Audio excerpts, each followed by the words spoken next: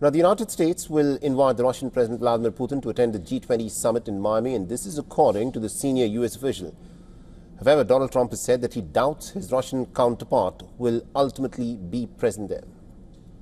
Some reports say, sir, that you're going to invite Vladimir Putin to the G20 in Miami. Is that the case? No, but if he came, it would be probably very helpful. You know, I've said a long time ago, when they made the G8, the G7, they threw Russia out before my time. That was Obama. The United States, which is hosting this year's Group of 20 Summit, is planning a high-profile gathering that is scheduled for the 14th and the 15th of December in Miami, Florida. Meanwhile, the Kremlin spokesperson Dmitry Peskov has said that no decision has been made on whether Vladimir Putin will attend the Miami summit. Putin has not taken part in the G20 Leaders' Summit since 2019, initially due to the coronavirus pandemic and more recently because of the war in Ukraine. And since returning to the White House last year, Donald Trump has in fact sought to revive long-frozen relations with Moscow in an effort to bring the war in Ukraine to an end. Now, despite initially promising to resolve the conflicts within 24 hours, these efforts have so far yielded very few tangible results. Even as Russian and Ukrainian officials have held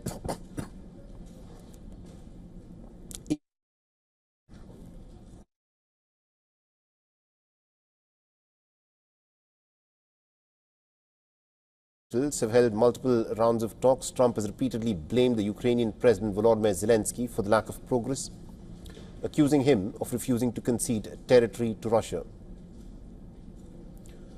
Returning to Europe, leaders across the European Union have welcomed the long-delayed approval of $105 billion loan package for Ukraine. The agreement follows months of negotiations, including disputes involving Hungary.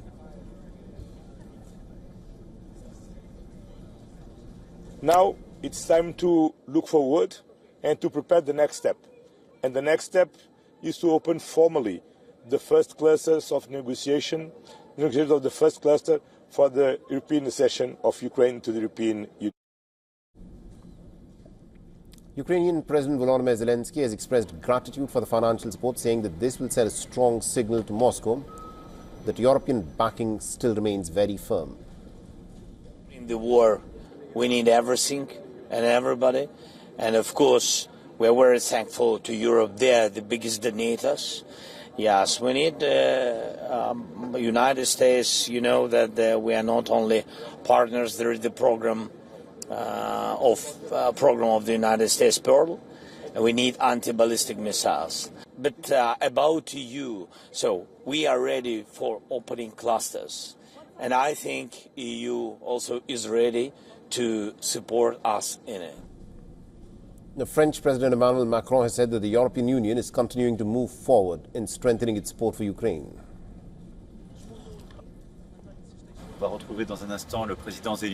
There will be a debate that will unfold, and there are accession chapters.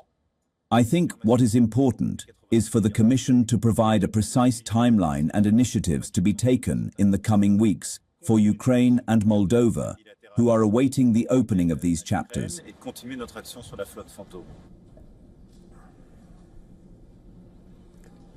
In Washington, a striking visual installation has been unveiled at the National Mall to highlight the human cost of the war. About 20,000 teddy bears have been placed on display, representing an estimated 20,000 Ukrainian children who are believed to have been abducted by the Russian forces since the war began in 2022. Zelensky says that more than 2,100 abducted children have been successfully returned to their families through the Bring Kids Back to Ukraine initiative.